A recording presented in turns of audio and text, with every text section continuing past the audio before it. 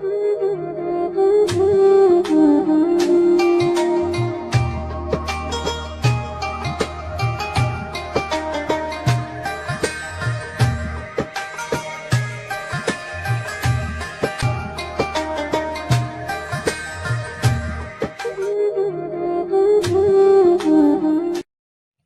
اللہ الرحمن الرحیم صلی اللہ علیہ وسلم۔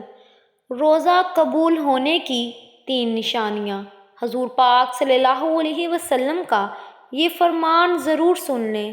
حضرت سیدنا داتا گنج بخش علی حجویری رحمۃ اللہ علیہ نے آپ صلی اللہ علیہ وسلم کا فرمان نقل کیا ہے کہ روزے کی حقیقت روکنا ہے، اور رکے رہنے کی بہت سی شرائط ہیں، مثلاً معدے کو کھانے پینے سے روکے رکھنا، نگاہوں کو بد نگاہی سے روکے رکھنا، کان کو غیبت سننے، فضول باتوں سے پرہیز اور فتنہ انگیز بات کرنے، اور جسم کو حکم الہی عز و جل کی مخالفت سے روکے رکھنا روزہ ہے۔ جب بندہ ان تمام شرائط کی پیروی کرے گا تب وہ حقیقتاً روزہ دار ہوگا۔ آپ صلی رحمۃ اللہ علیہ کے اس فرمان مبارک سے ظاہر ہوتا ہے کہ جب وہ حقیقتاً روزہ دار ہوگا تو انشاءاللہ اس کا روزہ بھی مقبول ہوگا۔ تو یہ پہلی نشانی ہے۔ ناظرین، اصل بات ہے قبولیت کی۔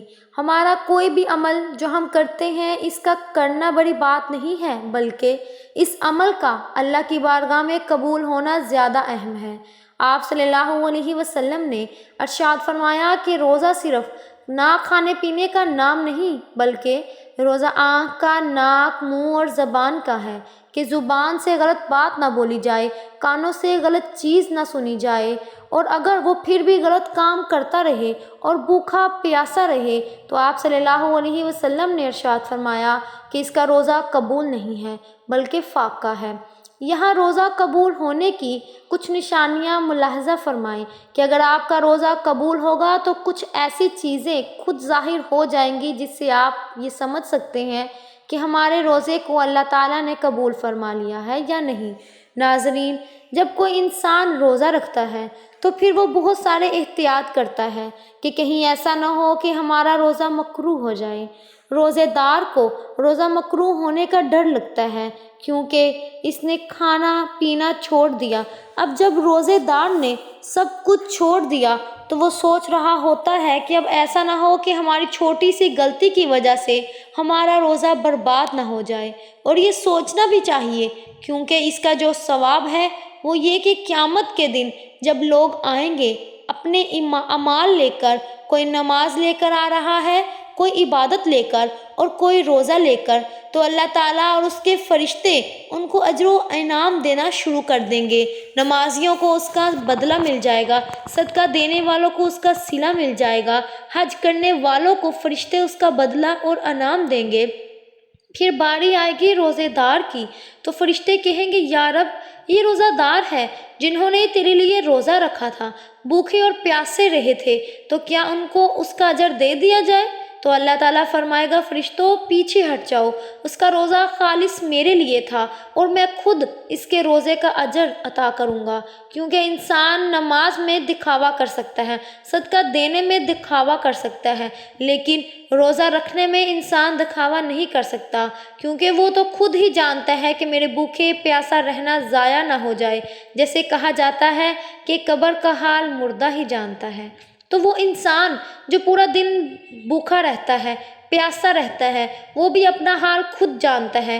ناظرین، عبادت کے قبول ہونے کی نشانی یہ ہے کہ اگر آپ نے نماز پڑھی، مثلاً عصر کی نماز، اور عصر کی نماز پڑھنے کے بعد آپ نے مغرب کی نماز بھی پڑھ لی، آپ کو مغرب پڑھنے کی توفیق مل گئی، تو یہ اس بات پر دلالت کرتا ہے کہ آپ کی عصر کی نماز کو اللہ تعالیٰ نے قبول فرما لیا۔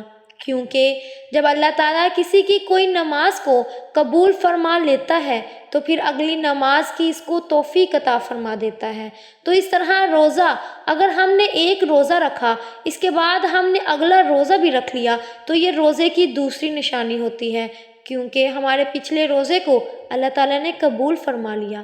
اور اس کا مطلب یہ نہیں کہ آپ لغویات بھی زبان سے نکالیں، بری بری باتیں بھی کر رہے ہیں، اور بہت سارے وہ افعال جن سے اللہ تعالیٰ نے ناپسند کیا ہے وہ بھی کر رہے ہیں۔ ہمیں حالت روزے میں ہر برے کام سے بچنا چاہیے۔ انسان کمزور ہے، اللہ کو یہی ادا تو پسند ہے کہ دیکھو میرے بندے کو بھوک بھی لگ رہی ہے، پیاس بھی لگ رہی ہے، لیکن پھر بھی وہ میرے لیے بھوکا ہے۔ جب انسان افطاری کے وقت بیٹھتا ہے اور اذان ہونے سے پہلے اللہ فرشتوں سے فخر فرما کے کہتا ہے کہ دیکھو میرے بندے کے سامنے کھانا رکھا ہے، پانی رکھا ہے، فرشتوں اس کو بھوک بھی ہے لیکن کھانا کیوں نہیں کھا رہا؟ تو فرشتے جواب میں کہتے ہیں کہ یا رب اس کو تیرے خوف نے روکے رکھا ہے۔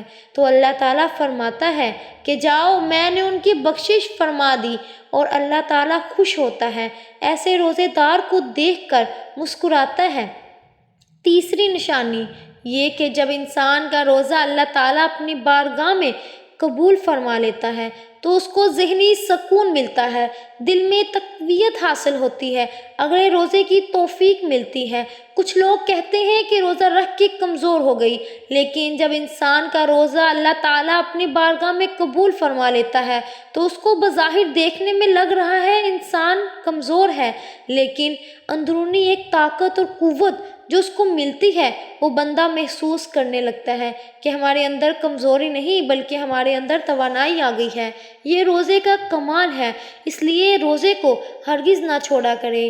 آپ صلی اللہ علیہ وسلم نے ارشاد فرمایا، جس نے ایک روزہ بغیر بیماری یا مجبوری کے چھوڑ دیا پھر ساری زندگی روزے رکھے تو پھر اس کا روزہ پورا حق ادا نہیں ہو سکتا۔